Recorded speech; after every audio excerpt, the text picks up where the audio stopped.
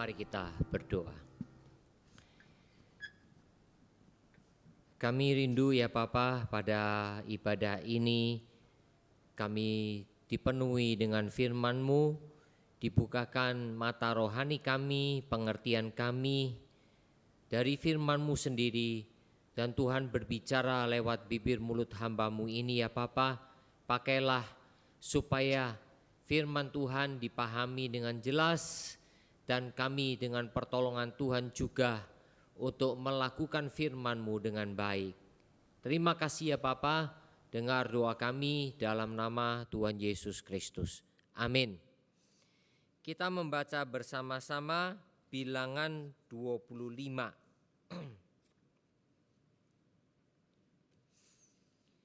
Bilangan 25 ayat 1 sampai 18.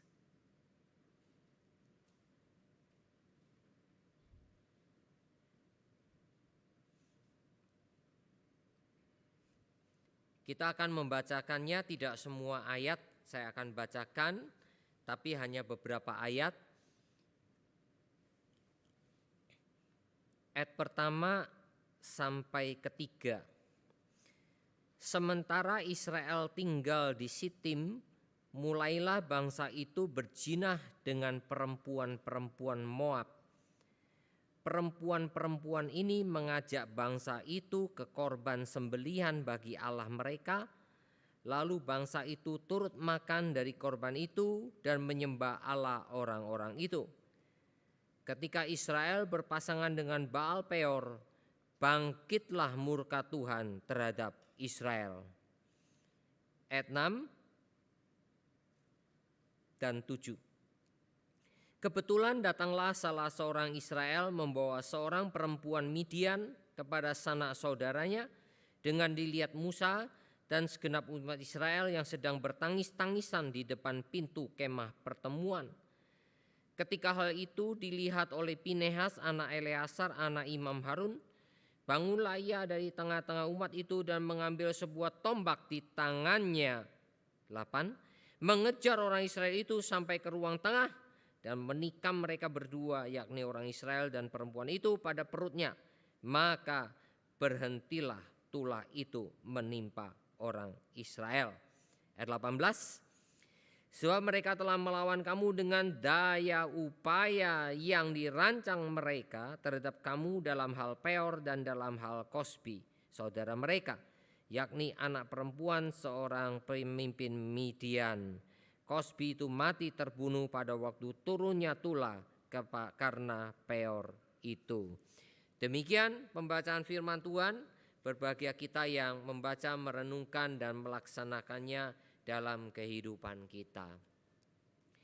Saudara, kita akan bersama-sama lewat nats ini merenungkan mengenai bahaya penyembahan berhala. Kalau kita ketahui saudara, penyembahan berhala adalah salah satu akar yang paling dalam dari dosa manusia. Mengapa dia menjadi akar yang paling dalam? Oleh karena saudara, ketika ular membujuk Hawa, yang dikatakan kepada ular itu kepada Hawa supaya dia tertarik kepada buah pengetahuan baik dan jahat dan melanggar perintah Tuhan, maka ular itu mengatakan buah itu akan membuat kamu menjadi seperti Allah. Nah, kata-kata menjadi seperti Allah inilah saudara yang membuat Hawa tertarik luar biasa, karena buah itu akan memberikan pengetahuan dan seolah-olah akan menempatkan dirinya nanti menjadi seperti Allah. Sebab itu saudara, John Calvin mengatakan the human heart is an idol factory. Hati manusia adalah pabriknya berhala. Pabriknya berhala. Saudara sering merenungkan tidak? Apakah itu pada malam hari ataukah pada siang hari setelah makan siang, ataukah pada pagi hari sebelum saudara melaksanakan aktivitas. Renungkan keadaan hati saudara seperti apa. Saudara, sebagai orang percaya seharusnya kita sering merenungkan itu. Saya sendiri juga sering merenungkan keadaan hati saya. Tuhan, hari ini saya seperti apa? Saya seperti apa Tuhan? Saya lagi begini. Waktu itu saya betul-betul menempatkan Tuhan sebagai Tuhan atau bukan? Karena saudara, hati kita itu pabriknya berhala. Ya, pabriknya berhala. John Calvin ketika mengatakan kata-kata ini, dia bukan sekedar mengatakannya supaya menjadi kalimat yang bagus, bukan. Karena dia betul-betul mengerti firman Tuhan yang selalu dia baca, yang selalu dia khotbahkan. Karena itulah mengapa dalam hukum yang pertama sampai ketiga dari 10 hukum Taurat, semuanya berkenaan dengan penyembahan berhala. Ya, kalau hukum yang keempat, ingatlah dan kuduskanlah hari Sabat. Hukum pertama sampai yang ketiga jelas itu, hai orang Israel, Tuhan Allahmu itu Esa, jangan ada Allah lain, ada ilah lain di hadapanku. Jangan membuat patung menyerupai apapun, itu hukum yang kedua. Dan jangan menyembahnya. Hukum pertama sampai ketiga mengenai penyembahan berhala. Dalam arti apa? Engkau harus menempatkan Tuhan di tempat yang tertinggi, diturunkan sedikit pun tidak boleh. Saudara, suatu hari dalam pelayanan Tuhan Yesus ada seorang anak muda datang kepadanya. Anak muda ini sangat baik, anak muda ini sangat rohani, anak muda ini sangat saleh, anak muda ini sangat mengerti firman Tuhan. Anak muda ini berdedikasi luar biasa. Tuhan, guru, apa yang harus aku lakukan supaya aku mendapatkan hidup yang kekal? Lalu Tuhan katakan, apa yang diperintahkan oleh hukum Taurat Musa? Ya, jangan mencuri, jangan berzina, ya. Kemudian hormatilah ayah ibumu. Oh, saya sudah lakukan itu semua Tuhan, guru. Oke, hanya satu kekuranganmu. Jualah segala milikmu dan ikutlah aku. Setelah itu anak muda itu dengan kesedihan, penuh kesedihan, dia meninggalkan Yesus. Dan Yesus berkata, anak muda itu tidak mau mengikut Yesus karena hartanya banyak. Saudara, dia pengen mendapatkan hidup kekal. Dia sudah melaksanakan semua perintah Tuhan. Dia mengerti banyak firman Tuhan. Tetapi ternyata dalam hatinya ada satu berhala yang tidak bisa ditinggalkan, yaitu harta bendanya. Harta bendanya itu ditempatkan yang utama. Itu saudara, kepada di Injil Lukas Tuhan Yesus juga mengatakan kepada seorang kaya ketika dia mengumpulkan semua harta bendanya, dia berkata kepada jiwanya, hai jiwaku, ada padamu banyak harta benda, makanan berlimpah-limpah sampai tidak terbatas mungkin. Tapi Tuhan katakan, hai kamu orang bodoh, kalau hari ini jiwamu diambil daripadamu, untuk siapakah semua kekayaanmu itu? Saudara yang kasih oleh Tuhan, karena itu Tuhan juga mengatakan betapa sulitnya orang kaya masuk kerajaan surga. Saudara, di sini sekali lagi kita bukan anti kepada kekayaan, kita bukan anti sama orang kaya, tidak. Tetapi saudara, ketika kekayaan itu engkau tempatkan yang utama, itu menjadi Tuhanmu. Saat itulah saudara, engkau menyembah berhala. Kalau saudara mau tahu apakah uang kekayaan itu menjadi utama bagi dirimu, ujilah hatimu. Damai sejahtera yang kau dapatkan, sukacita yang kamu dapatkan apakah karena Tuhan, apakah karena firman Tuhan, atau karena kamu punya simpenan yang tidak habis-habis. Ujilah itu. Dan salah satu ujian yang pernah dibuktikan oleh Tuhan ya terhadap sanggahan dari iblis. Ya Tuhan, karena kamu memberkati Ayub, apa saja yang dia lakukan kau berkati, sehingga dia ya pasti menyembah engkau. Oke, kamu berkuasa untuk mengambil semua harta bendanya.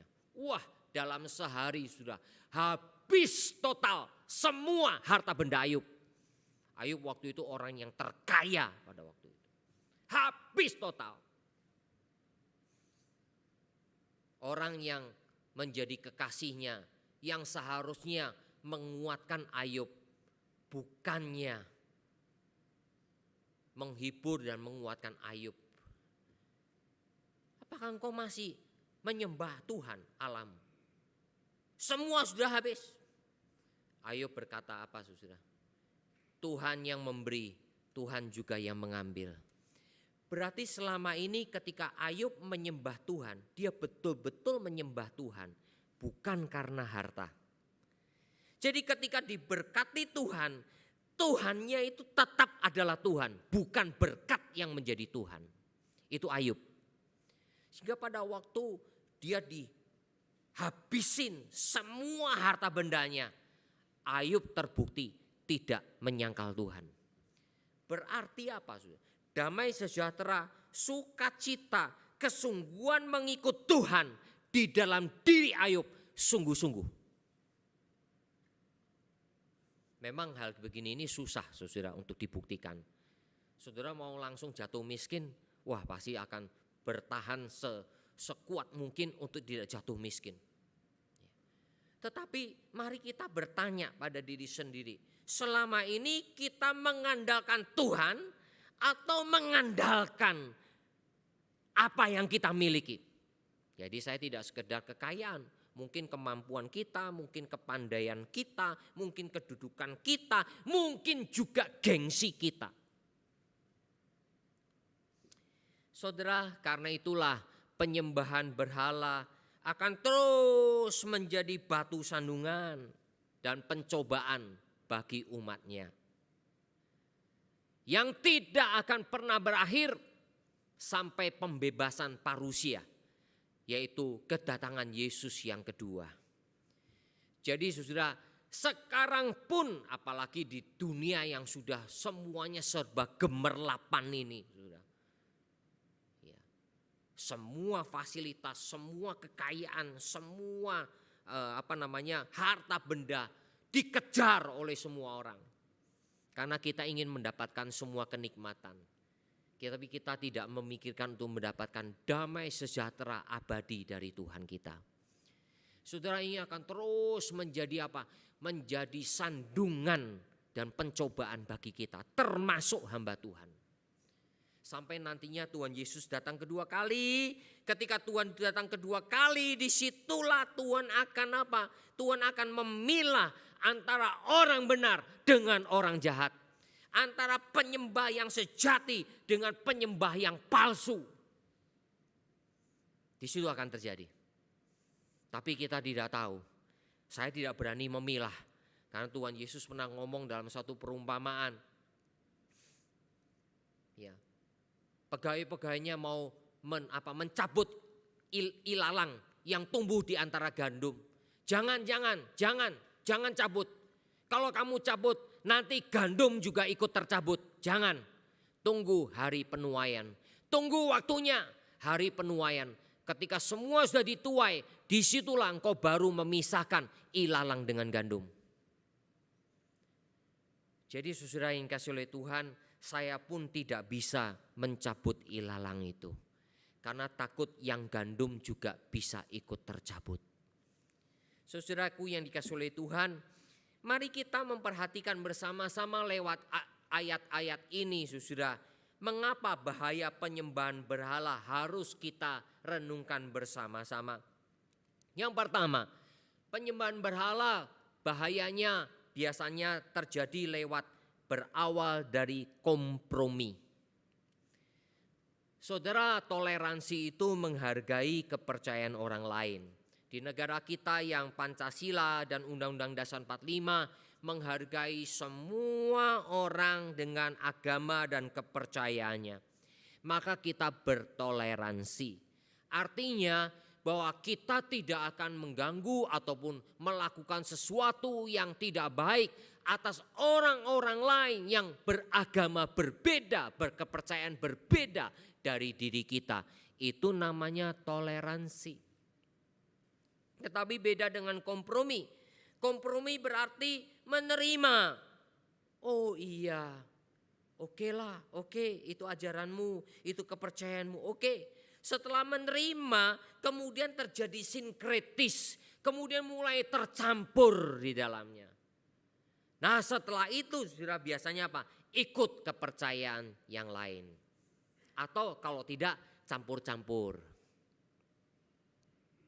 Saya dulu pelayanan di satu tempat, saudara, mendatangi satu orang, saudara. Saya kaget sekali di rumahnya, ternyata semua kitab suci ada. Kitab suci dari agama kepercayaan lain ditempatkan di satu tempat. Kaget saya. Ya. Jadi, oh ya karena semuanya baik, ya. Semuanya baik. Jadi kita yang menerima semua yang baik dari semua ajaran-ajaran itu.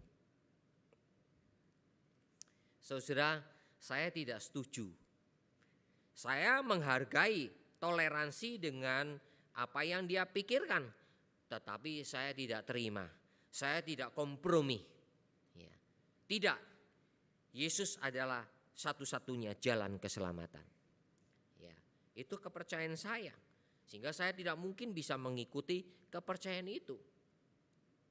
Nah, saudara, begitu juga ada orang-orang dengan kepercayaan tertentu, dia tidak mau dicampur-campur dengan yang lain. Oke, kita hargai, itu namanya toleransi. Kalau mau diskusi, mari kita diskusi, ya. Tapi bukan berarti, oh ya ambil baiknya. Di dunia teologi, saudara, pernah terjadi, bahkan sudah terjadi. Ketika orang-orang yang belajar firman Tuhan, belajar latar belakang Alkitab, lalu mulai berpikir secara rasional, secara logika, oh enggak mungkin mujizat, oh enggak mungkin ini semua. Karena itulah Alkitab berisi banyak mitos-mitos karena kepercayaan orang kuno. Enggak mungkin Laut Merah terbelah dua, enggak mungkin orang Israel berjalan melewati Laut Merah, enggak mungkin. Itulah yang namanya teologi liberal. Sampai kemudian yang terakhir, tidak mungkin Yesus bangkit dari antara orang mati. Yang bangkit itu adalah kepercayaannya murid-murid sehingga menghasilkan cerita kebangkitan. Nah, itu yang diajarkan oleh teologi liberal. Jadi ada hamba Tuhan yang nyebutnya pendeta, tapi kepercayaannya liberal. Walaupun dia mungkin khotbah Paskah, ya khotbahnya ya dia tidak mau ngomong ini sebetulnya Yesus tidak pernah bangkit. Pasti tidak berani ngomong begitu. Karena banyak kekristenan, orang Kristen di Indonesia pasti percaya Yesus telah bangkit. Ya. Tapi yang rasionalisme, oh tidak mungkin bangkit. Ya. Nah saudara, pendeta yang tidak percaya itu dia tidak berani mengungkapkan ajarannya pasti. Ya. Pasti tidak berani. Nanti apa? Nanti bahaya. Tidak lagi bisa melayani di gereja. Otomatis apa? Tidak punya pekerjaan nantinya. Nah saudara yang kasih oleh Tuhan, itu terjadi, bukan tidak terjadi. Saudara, pada waktu kita membaca peristiwa Baal Peor ini, kita perhatikan bersama-sama. Pada awalnya disebut adanya perjinahan dengan orang-orang Moab. Itu di ayat yang pertama. Siapa orang Moab itu? Orang Moab itu adalah keturunan Lot. Saudara, Lot keturunannya itu saudara bukan berasal dari tanda petik istrinya, ya. Memang Lot dengan istrinya lalu ada 2 anaknya perempuan.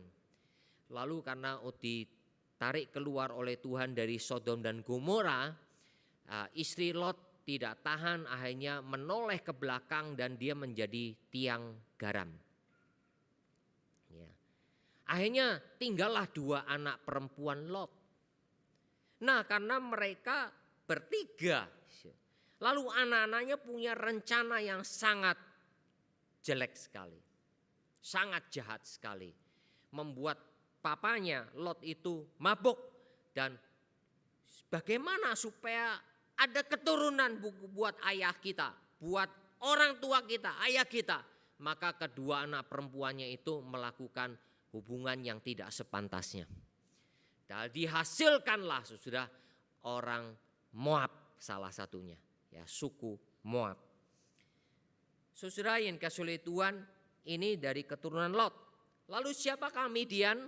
Midian adalah keturunan Abraham dari istri Ketura. Kejadian 25. Nah, saudara, memang akhirnya di zaman Musa, saudara, Musa mendapatkan istri, ya, orang Midian. Ya, mertuanya adalah Yitro, orang Midian, ya. Nah, saudara, Midian ini adalah keturunan dari Abraham memang, tapi dari istri Ketura. Kalau saudara membaca Alkitab, apa yang sudah pernah kita renungkan di dalam khotbah-khotbah juga, saudara, ketika ya bukan Abraham ya. Yang jelas Abraham mengambil istri lagi setelah Sarah meninggal, ya, mengambil istri lagi yaitu Ketura. Inilah hasilnya.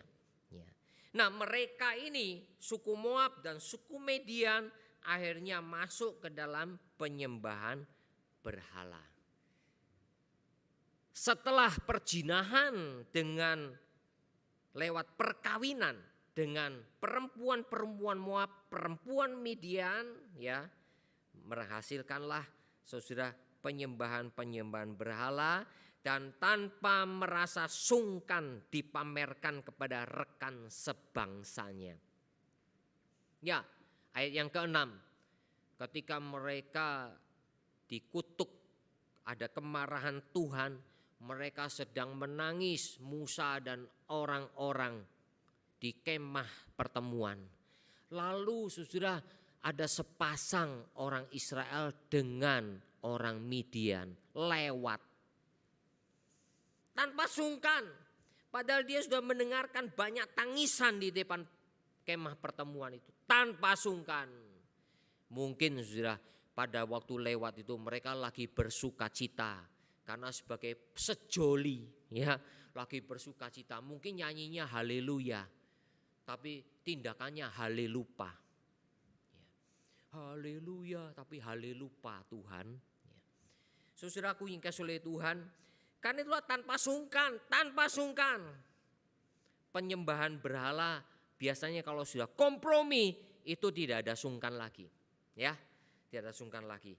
Nah, kejadian-kejadian ini biasanya melibatkan pemimpin, menjalar ke sanak saudara, dan bahkan akhirnya mempengaruhi lebih banyak orang. 24.000 masyarakat yang akhirnya dibunuh pada waktu itu.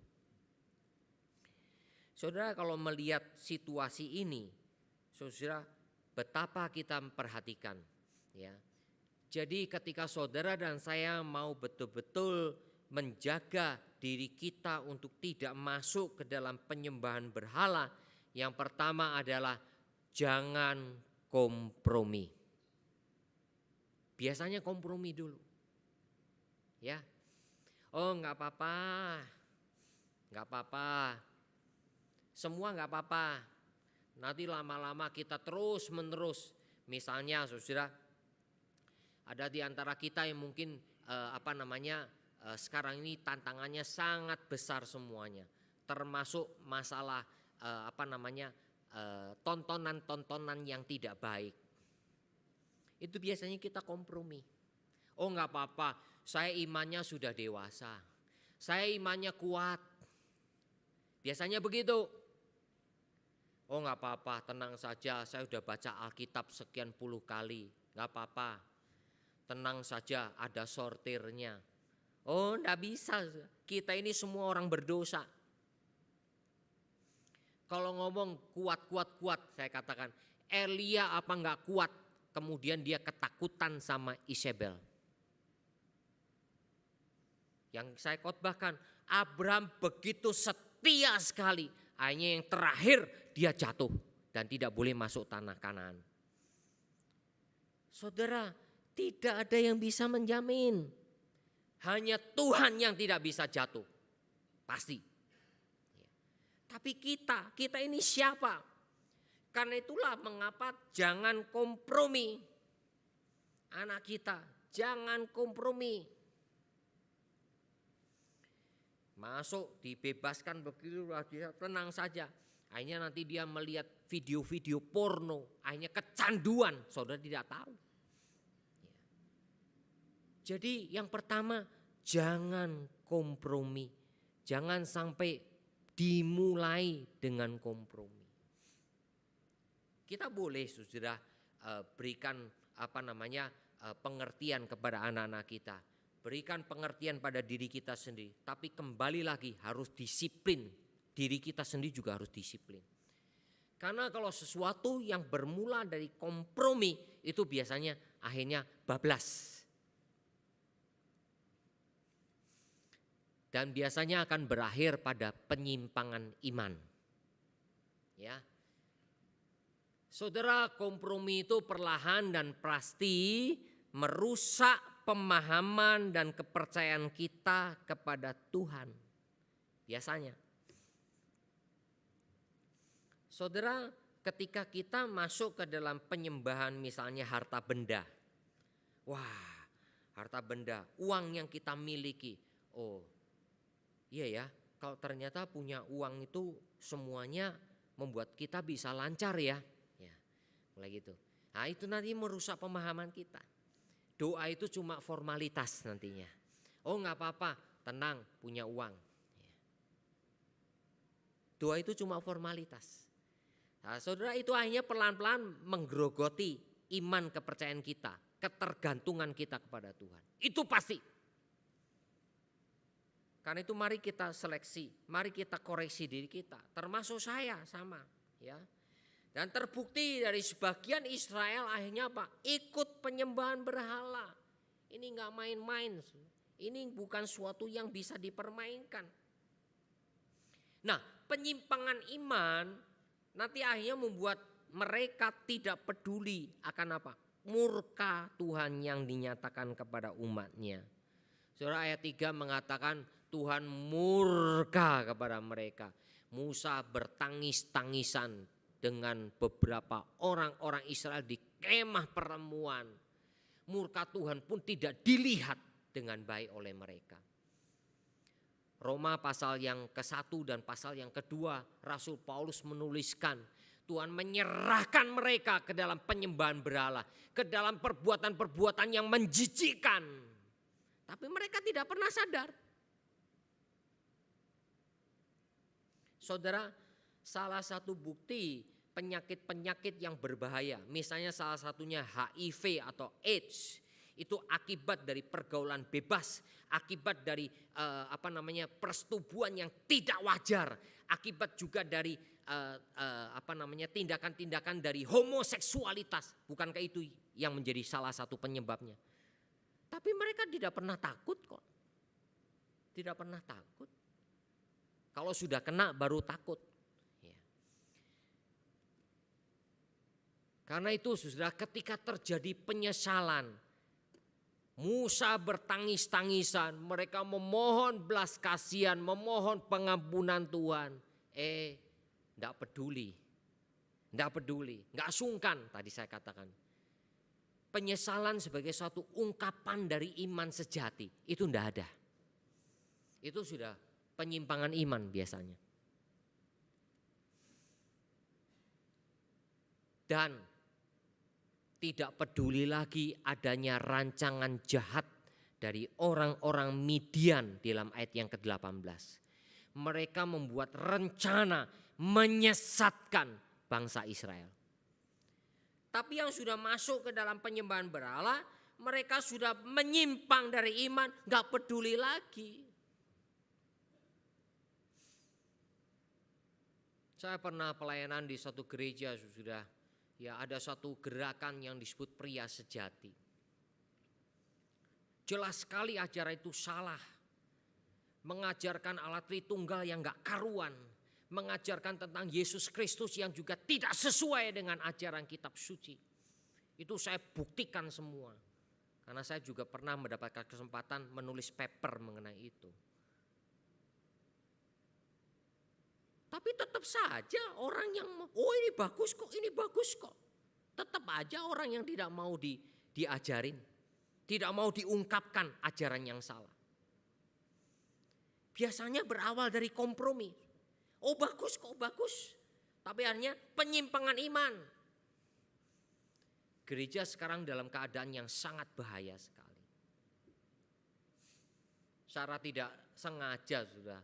Berapa waktu lalu kemarin lusa sudah.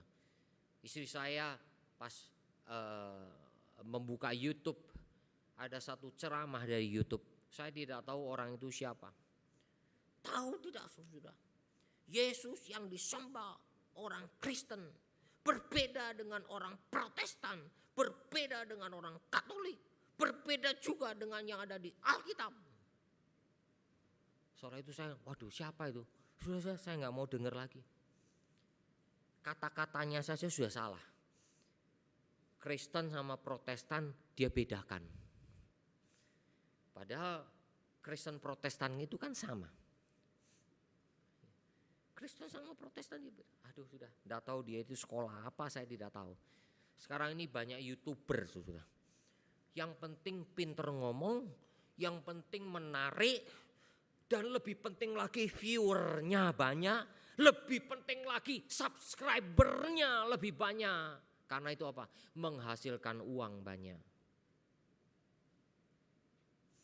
Itulah saya selalu wanti-wanti kepada saudara. Jangan sembarangan mengatakan itu rohani, oh ini bagus.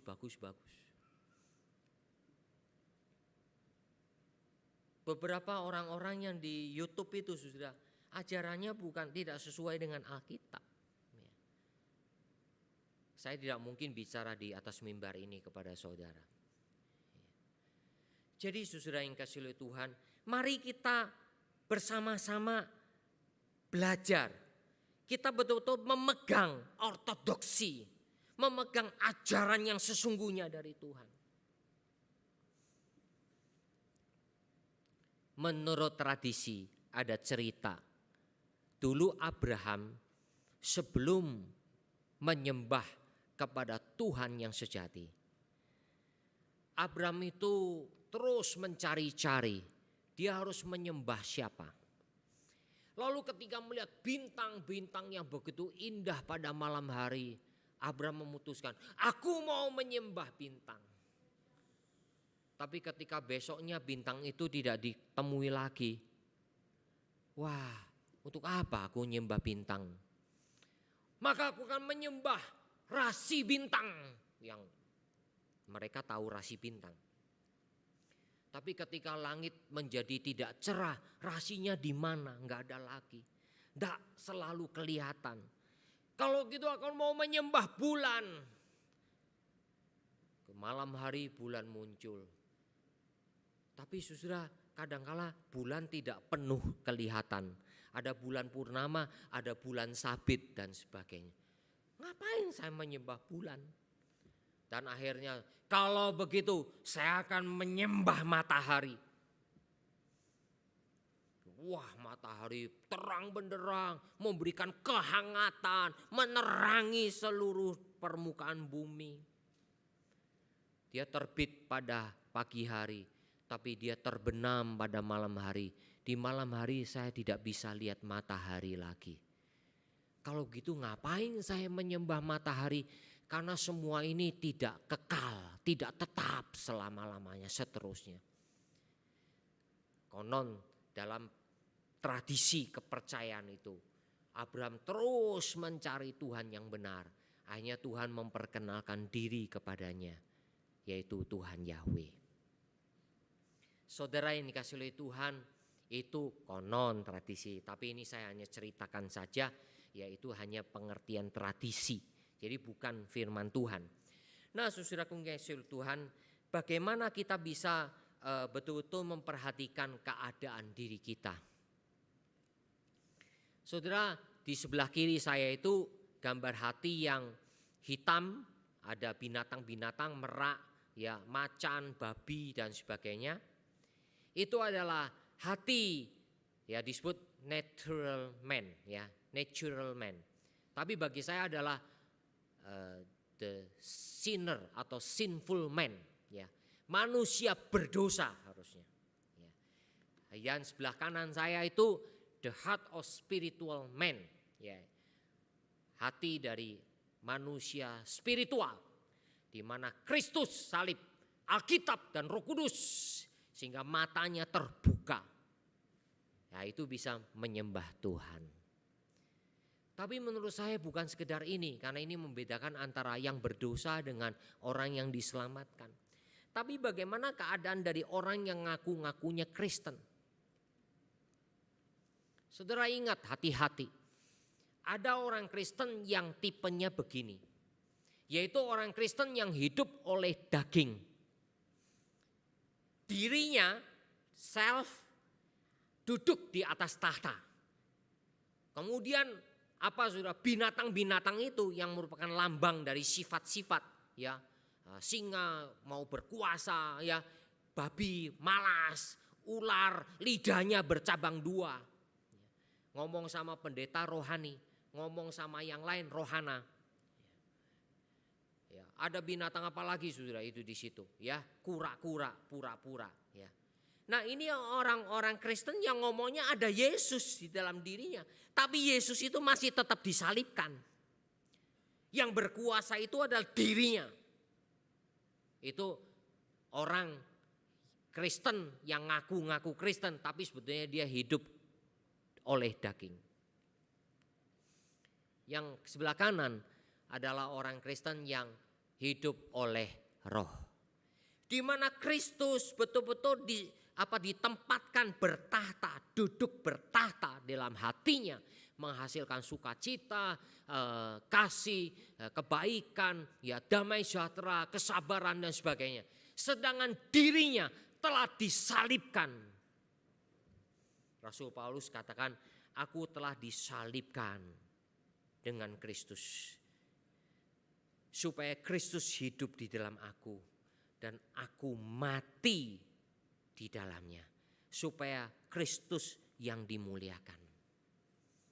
Ingat saudara, Rasul Paulus mengatakan semua penyembah berhala, semua orang yang hidup dalam keserakahan, semua orang yang hidup dalam kemunafikan, semua orang yang hidup dalam penyembahan berhala, hidup dalam daging, tidak mendapat tempat di kerajaan surga. Karena itu saudara, kita harus terus belajar. Saya sadar kita tidak bisa menghilangkan kedagingan kita, tetapi kita dengan pertolongan Tuhan bisa mengurangi, meminimalisir terus menerus hidup oleh daging, dengan semakin besar hidup oleh roh. Sehingga dengan demikian kita selalu menempatkan Kristus di pusat bertahta di dalam diri kita. Seorang bishop bernama William Ulaton mengatakan demikian. Jika orang mencari penghormatan yang lebih tinggi dari Allah, maka dia sudah menyembah berhala. Sekali lagi, jika orang mencari penghormatan lebih tinggi dari Allah, maka dia menyembah berhala. Kalau bahasa saya, saudara, engkau menempatkan Allah yang maha tinggi itu, yang paling tinggi itu, engkau turunkan sedikit dan engkau taruh dirimu di situ. Itu penyembahan berhala. Itu yang dikatakan oleh ular kepada Hawa. Dan itu yang terjadi pada malaikat yang jatuh dalam dosa, yang menjadi iblis. Karena dia ingin mengambil tahta Allah, padahal dia bukan Allah. Saat itulah dia jatuh ke dalam dosa. Dan itu yang mengajak manusia menyembah berhala. Tidak lagi menempatkan Tuhan sebagai Tuhan, tapi dirinya sebagai Tuhan. Ini yang bahaya. Itu saudara, mari kita belajar. Kita belajar. termasuk saya juga harus belajar di dalamnya. Tuhan memberkati firman-Nya. Amin. Mari kita berdoa. Terima kasih Bapa untuk firman-Mu yang mengajar kami, yang akan menolong kami bagaimana kami hidup oleh Roh. Dari situ ya Bapa, kami akan terus belajar dan waspada bahaya penyembahan berhala. Tolong kami Bapa, jangan sampai kami berkompromi lebih dahulu. Itu menjadi awal masuk ke dalam penyembahan berhala, yang nanti akhirnya akan terjadi penyimpangan iman. Tolonglah kami ya Tuhan.